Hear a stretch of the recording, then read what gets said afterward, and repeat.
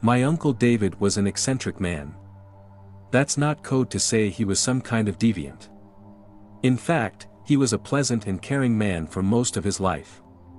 However, he was also a sensitive soul and not much of a people person.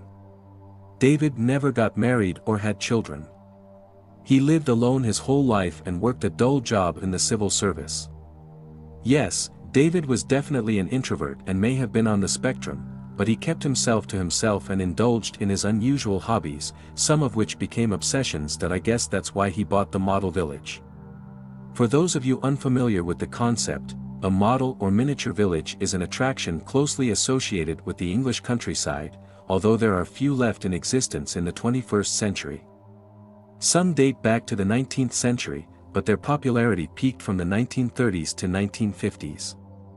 Essentially, they are outdoor-scale models turned into very detailed exhibits replicating towns or villages, containing everything from miniature churches, houses, railways, canals and parks, and figurines representing small people, men, women, children and even pets. The level of detail is impressive and there's a quaint and almost magical feel to such attractions. But of course, like so much else, model villages have lost much of their appeal in the modern digital age, unable to compete with more contemporary leisure pursuits and venues. The few which remain retain their quintessential charm and appeal, but their heyday is long gone. Uncle David couldn't have foreseen this trend when he purchased his own model village in the early 1990s, although I doubt it would have stopped him, as he never regarded the attraction as a financial enterprise. I won't tell you the location of Uncle David's village. It doesn't exist anymore, but I can't guarantee that its former site is safe or that the evil which once dwelt there is now gone. I will describe it to you, however. The village was called Mossville, an odd name with slightly sinister overtones. This was the title the attraction came with when David bought it, and he was adamant that the name wouldn't change. He was a stickler for tradition after all. Mossville was built to a scale of 1:72 and contained most of the features one would expect to find in a traditional English village circa the late 19th or early 20th centuries. The main street consisted of a steepled church, Anglican of course, a neat town hall with a copper-domed roof, and a schoolhouse with big glass windows. The street also contained several tidy shop fronts, a butcher's, a grocery, a village pub, a bank and a post office, the type of small businesses which are slowly disappearing in the real world. Off the main street were the homes and houses, a mix of quaint cottages and Georgian townhouses. The detail was astonishing, right down to the tiny flower beds in the gardens surrounded by white picket fences. The manor house was located on the edge of the village close to the purposefully built stream which cut through the mock countryside. The house was 4 stories tall with stained glass windows and turrets. The grounds around it were meticulously designed and maintained, with a neat, tree-lined avenue leading out to its front gates. Further along the river stood a functioning windmill, more in the Dutch rather than the English design, but still in keeping with the ambience of the attraction.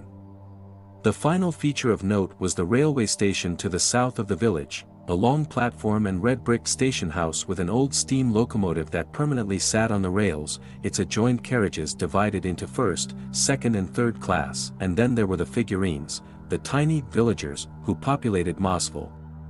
Each was unique and had their own names based on their roles and jobs: lady of the manor, the butcher, the vicar, the grocer's wife, the train conductor. All appeared to be happy people going about their daily business. Everything was well ordered and peaceful in Mossville, as it represented an oasis of tranquility in an otherwise chaotic world. Or at least, that's what we used to believe. Advertisements. As you can probably tell, I used to spend a lot of time in Mossville. My parents brought me and sister down there regularly when we were young and before Mom and Dad got divorced, and I recall how magical a place it was to visit as a child. My uncle was always happy to see us and to share his village with us, telling my sister and I the stories behind every building, feature and figurine. That he was strict, however, warning us never to mess around with his beloved village. I remember one time when we accidentally damaged the church roof whilst playing, and David was furious with us. His reaction was scary, and I guess we didn't understand why he was so obsessed with his village. Sadly, David was a man with a lot of problems, but life moved on. My sister and I grew up and we stopped visiting Mossville and my uncle. I feel bad about it now, but I was a stroppy, hormonal teenager and the last place I wanted to hang out was a boring old model village. Sadly, Uncle David's mental state only deteriorated in the years that followed. He took early retirement from his job and became even more obsessed with building and maintaining Mossville. For a while he ran it as a family attraction, charging a small entrance fee for families to visit on weekends and bank holidays. But eventually he grew tired of these visitors and their disruptive ways, choosing to close Mossville to the public and make it his own private haven. In the years which followed, David became a total recluse, cutting ties with most of his family and the few friends he had. My mother would still visit occasionally, mainly to check that her brother was still alive, but she usually received a frosty reception that I don't know what happened to David which made him cut himself off from the outside world and become completely engrossed in his almost childlike hobby. Perhaps he suffered a personal tragedy or heartbreak which we didn't know about, or maybe he just couldn't cope with the stresses and pressures of the world. In any case, I'm afraid his life was destined to end tragically. So let me tell you about the summer of 2001. My mother hadn't seen her brother in about 2 weeks. She phoned regularly enough but my uncle rarely answered or called back. She went down to his cottage one day and couldn't get an answer when she rang the bell, or even when she knocked on the door repeatedly and loudly. Concerned, she used her spare key to enter David's home but discovered he wasn't at home. Alarm bells started ringing at this point as David rarely if ever went out, but Mum didn't panic just yet. She did start to really worry when she drove to the Mossville site and found David's workshop empty and no sign of him in the village. Not only that, but the site was a mess, with miniature buildings smashed in and figurines broken and scattered all over the concrete and grass. Mum knew how much Mossville meant to her brother and she could only imagine the impact this act of wanton destruction would have on his mental state. At this point she did panic and phoned the police, but they weren't able to file a missing persons report until 72 hours later. This deadline came and went and the report was processed, but no information was forthcoming. Mum phoned the police daily until they stopped returning her calls, and then she started her own search, getting stories published in the local press, posting missing signs all over the countryside and starting a website requesting information, as this was before social media was a major thing. She worked so hard for so long but never got any solid leads. It was heartbreaking for us to see as the fruitless search consumed my mother. She always felt responsible for her brother's disappearance, feeling that she should have looked after him better. We told her constantly that she wasn't to blame, that he was a grown man who'd made his own decisions, but it was no good. Our mother kept the faith for years, still believing that David would turn up one day. I didn't share her belief, however. My uncle was always disturbed and I feared he had gone to some quiet spot to end his life. Perhaps his body had been swept out to sea and that's why he was never found. I think the whole family shared my theory, but we never spoke about it, and we never told Mum what we thought. It would have broken her heart. In any case, the search went from cold to freezing and after 7 long years my uncle was declared legally dead. This sad milestone broke my mother. She went on with her life, being there for her family, children and grandchildren, but a big part of her died along with her brother, and she never really recovered from the tragedy.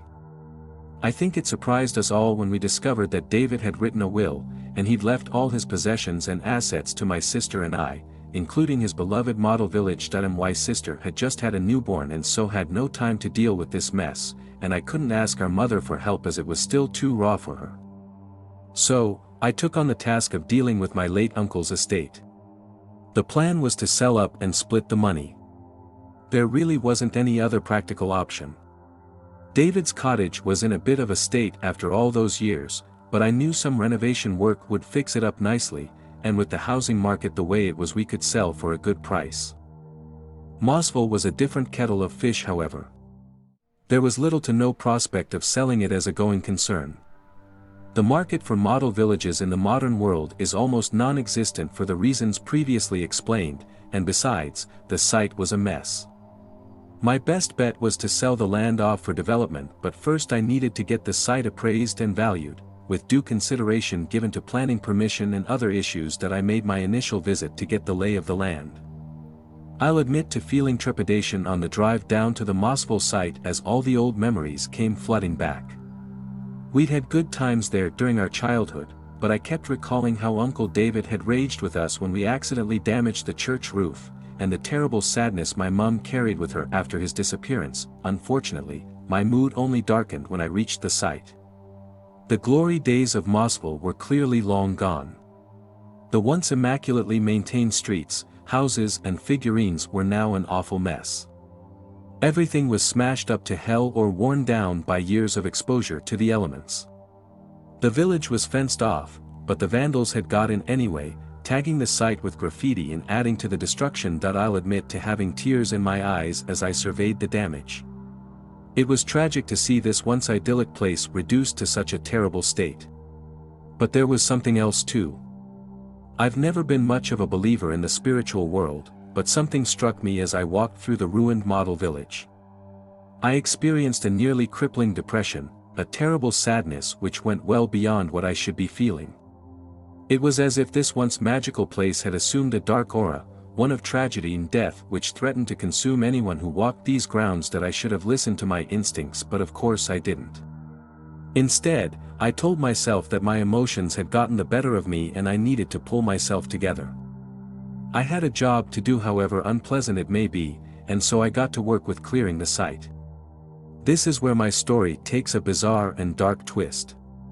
What I intend to do now is to transcribe the contents of my late uncle's diary, which I discovered during my clearance work. Most of its content is irrelevant, sadly giving little insight into David's state of mind. That was until I got to the final few days before his disappearance. The diary entries answered some of my questions but raised many more. This will become self-evident as my story progresses. You may also be wondering how the diary went undiscovered all those long years while the police and my mother were on the case. Well, that's a question which is hard to answer, and so all I can say is please read on. So, let us begin with my Uncle David's entry for the 9 July 2001. Today the weather was quite good. It started off cloudy but the sun came out in the afternoon. This makes a pleasant change after all the rain over the previous few days. Thank goodness, as I have much work to do. I spent the morning in my workshop, finishing off my new villagers whilst touching up the paint on some of my existing people. The police constable's uniform needed retouched, and I'm excited about introducing the new undertaker to Mosville. As always, I need to work with painstaking accuracy on my little people to get them just right. Attention to detail is everything in this line of work. In the afternoon I took advantage of the sunshine to do some work in the village, polishing the dome of the town hall and replacing 3 of the trees in the manor house grounds. Much to my annoyance, I saw that the stray tomcat had invaded my village once again. I didn't see the little bastard but found evidence of its intrusion, with scratch marks on the church walls and several villagers out of place, scattered down the street with a blatant disrespect. This will have to stop. I phoned the council to complain, asking that animal control captures the stray, but I doubt they'll do anything about it. I may need to take action myself. My sister called this evening. I didn't answer, but she left a message on the machine. This only added to my annoyance. I know she means well, but I wish she'd just leave me alone to get on with my work. Well, tomorrow is another day. 10 July 2001, I am beyond furious. It has taken me all day to regain some level of composure so I can write down my experience and attempt to work through my anger. The day started like any other. I got up and traveled to Mossville to start work. What I discovered was an atrocity.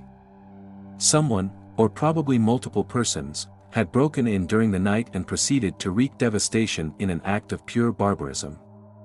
The bulk of the damage was confined to the main street. Several of the villagers were broken beyond repair, the grocer, the milkman and the postmistress, all smashed to pieces. I don't know how anyone could be so cruel. There was some superficial damage to several buildings, but the vandals had taken out their anger on the church, breaking the steeple in half, crushing the roof and stomping the building into the ground. I will need to rebuild the whole church from scratch. That I was so angry that tears were rolling down my cheeks and I had to control my breathing before considering my next move.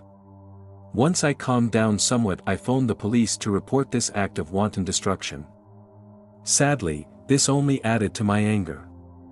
They said they would process my report and send a constable out in due course, but I could tell they weren't taking it seriously. No doubt the vandalism was carried out by local teenage hoodlums. Children today are little better than animals, semi-feral and without discipline from their parents or teachers. The police will do nothing to stop them, and so these hooligans run amok, destroying property and ruining people's lives. This country really has gone to the dogs. That I spent the rest of the morning cleaning up the mess, but there was another sickening twist to this foul tale. I almost missed it at first, hidden away as it was at the rear of the wrecked church.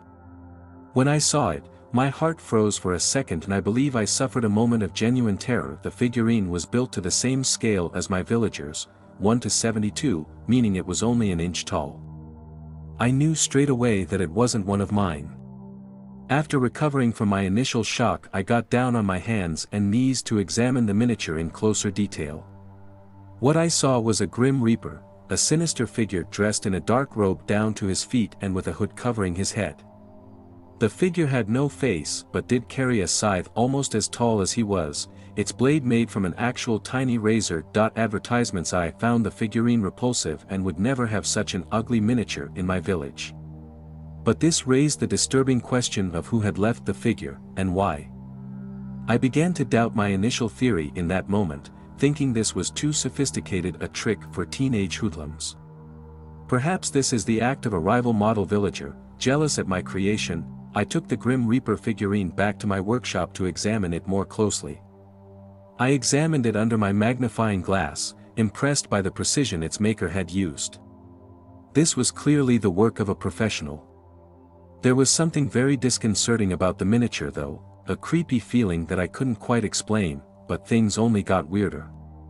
When I picked up the figurine, I found it was ice cold, like it was just out of the freezer. But as I held it in my hand, the figurine suddenly and inexplicably heated up, and in a moment it became so hot that it burned my hand, forcing me to drop it on the floor. I'll admit to swearing in rage as I looked down at the tiny Grim Reaper lying on the wood floor of my workshop that I couldn't understand what had just happened. Was this some sort of new technology? I'll gladly admit to being a Luddite, so I suppose it's possible. I should have kept the figure as evidence, but in my anger I acted in haste, using pliers to pick up the red-hot miniature and drop it into the furnace, watching with a grim satisfaction as it burnt to ashes. It's bedtime now, but I'm still angry and confused, so I doubt I'll get much sleep tonight. In any case, I will return to Mossville first thing in the morning. I pray this ugly incident is a one-off and I can put it behind me. I couldn't understand what had just happened. Was this some sort of new technology? I'll gladly admit to being a Luddite, so I suppose it's possible. I should have kept the figure as evidence, but in my anger I acted in haste, using pliers to pick up the red-hot miniature and drop it into the furnace, watching with a grim satisfaction as it burnt to ashes. It's bedtime now, but I'm still angry and confused, so I doubt I'll get much sleep tonight. In any case, I will return to Mossville first thing in the morning. I pray this ugly incident is a one-off and I can put it behind me. 11 July 2001, the intruders returned during the night. It was naive for me to think they wouldn't. I'm angry but also, deeply unsettled. Let me try to explain what happened. I arrived at Mossville shortly after dawn and went to work on the church reconstruction. At first it didn't seem like there was any additional damage, but then I noticed several of the villagers were missing. The pub landlord, the schoolmistress, the fireman, the nurse and the mayor were all gone. That I searched frantically for my little people, hoping against hope that I'd simply misplaced them. I couldn't find their bodies, but I did find the heads. Yes, I can hardly believe that I'm writing this, but that's what I found, 5 tiny, severed heads, all carefully impaled on the railings in front of the town hall, forming a sick and macabre display that I could hardly believe my eyes. I was horrified, disgusted and also amazed. The amount of effort it must have taken to remove the heads from the 1-inch models and mount them to railings only millimeters thick. It almost defied belief. I struggled to breathe as I surveyed the scene, but then I saw it, the Grim Reaper miniature, that hateful figure. It was just standing there in the middle of Main Street. It was as if it were mocking me. It couldn't possibly be the same model from the previous day. I'd watched it burn for God's sake. I stared at the Reaper for a moment before realizing that whoever was doing this must have made several copies of the figurine to mess with my head. I felt paranoid in that moment, scanning the horizon as I imagined my tormentor was watching me from afar. I soon reassured myself, however. I felt sure the vandal was too much of a coward to show his face during daylight. He would surely return under the cover of darkness, but next time I'd be waiting for him. In a fit of rage I stomped the Grim Reaper under my boot, crushing it into little pieces. Enough is enough. Tonight I will stand guard right here and catch the bastard in the act. He's going to regret he ever messed with me. 12 July 2001, I am in hell. Is this real? I don't understand and I'm so scared. I fell asleep at some point during the night, lying on the grass beside my precious village. It wasn't my intention to do so, but I was so tired. When I awoke I instantly realized something wasn't right. It seems like a nightmare, but somehow it's real. The grass I'd slept upon was now as tall as I was. I stared at the blades in astonishment and then at the mud beneath my feet. In confusion I staggered forwards, pushing my way through the tall grass and hoping in vain that there was some kind of logical explanation. I saw a dandelion twice my size and almost had a heart attack, but this was only the start of it. As I trudged through the mud, I saw the dirt in front of me move as something huge emerged from beneath the ground. I stepped back, recoiling in horror as I watched a massive, slimy snake-like beast burrow its way up to the surface and slither out from the hole it had created. It took me a moment to realize what I was seeing, as its pink, segmented form wiggled out into the open. It was an earthworm but grown to an immense size, an impossible size, easily as long as I was high and with a body as thick as my thigh. I stood there, paralyzed in fear as I watched the beast blindly slithering towards me. But a moment later, a huge shadow appeared above my head, a massive form which dwarfed both me and the worm. There was an almighty squawk, a high-pitched din that almost deafened me. A second later and the huge, winged beast dived down, reaching out with its mighty talons. I watched on in terror as the creature rapidly impaled the earthworm with its sharp talons before it secured it within a mighty beak.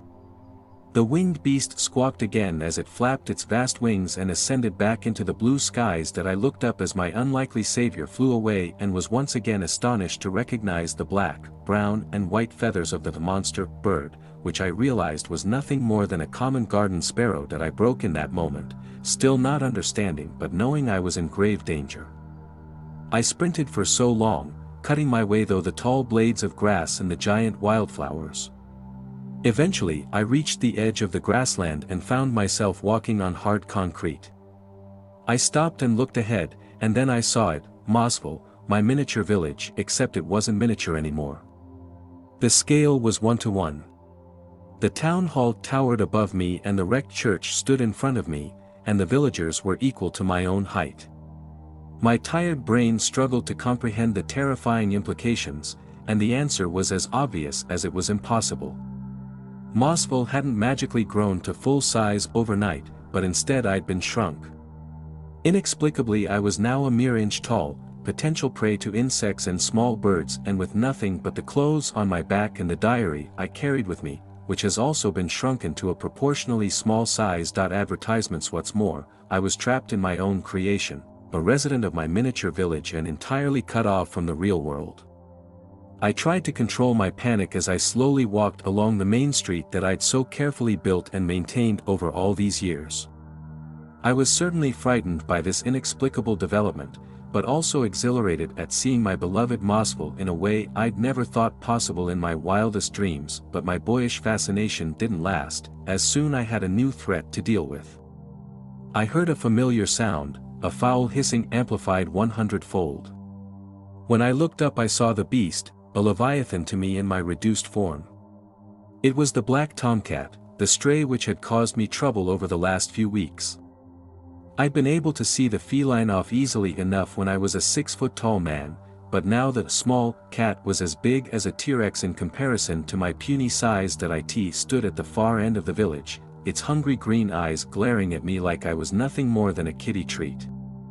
I gasped in horror as I saw the cat stand up tall, its ears pinned back and eyes widening before it charged. The monster stomped along the concrete main street, the ground shaking under its huge size and weight that I ran for my life, desperately seeking sanctuary as the predator rapidly closed the gap. I made it to the town hall just in the nick of time, sprinting in through the doorway and diving into cover. The cat reached the door a second later, but thankfully it was far too big to get inside. It glared into the entryway with its predatory eyes, opening its maw to reveal huge and sharp fangs. And then it shoved its paw through the tiny doorway, reaching out with its deadly claws that I screamed, retreating back to the far wall and as far away as possible from the clawing attack. Fortunately, I was just out of reach of the predator and so remained relatively safe inside of the structure. The cat continued its attempt to break in, but thankfully without success. I hoped it would give up and seek alternative prey, but instead the beast lay down on the main street, glaring at the town hall as it patiently waited for me to come out. It's as if the cat has a personal vendetta against me and won't give up until I'm in its belly that I remain trapped inside the town hall as I write this, without food, water or any prospect of rescue. I'm alone and scared, and I don't know how I'll get out of this in one piece. They are banging on the doors and windows, trying to break in. There is no escape. I hope against hope that someone will find this journal and get word to my family, to my sister, nephew and niece. I'm so sorry that I pushed you away. I love you all. This was my uncle's last entry, and I don't mind telling you that his final words moved me to tears. You're probably wondering how I discovered my late uncle's diary. Well, in many ways it was by pure chance. Whilst I was clearing out the site, the journal was still in its reduced size, a micro-miniature book, less than 1/4 of an inch in dimension. I could well have ended up throwing it out along with all the other tiny models, but as I held it in the palm of my hand I had a feeling which made me think of my uncle. I had to acquire specialist equipment to view the tiny book and use a powerful microscope to read my uncle's words. His terrible end defied belief, and yet I knew in my heart it was the truth. I never told my mother about my discovery, fearing what it would do to her. She went to her grave without ever knowing the truth. There was no body to bury, and I can only assume his tiny corpse was taken away by his killers or consumed by local wildlife. I don't like to dwell on it, however, as it sickens me to imagine my uncle's final moments. As for Mossville, I had it completely demolished and sold the land. I've never returned to the location in all the years since that. I can't help but feel that this bizarre tragedy would not have happened if David had kept in touch with his family. In the end, you could say that his obsession killed him. I don't know what you'll make of this story. I still don't fully understand it myself. All I know is that there are dark powers beyond our comprehension, and my Uncle David sadly fell foul of them. So, my final advice is to take care, because you can never know where an unhealthy obsession will lead you.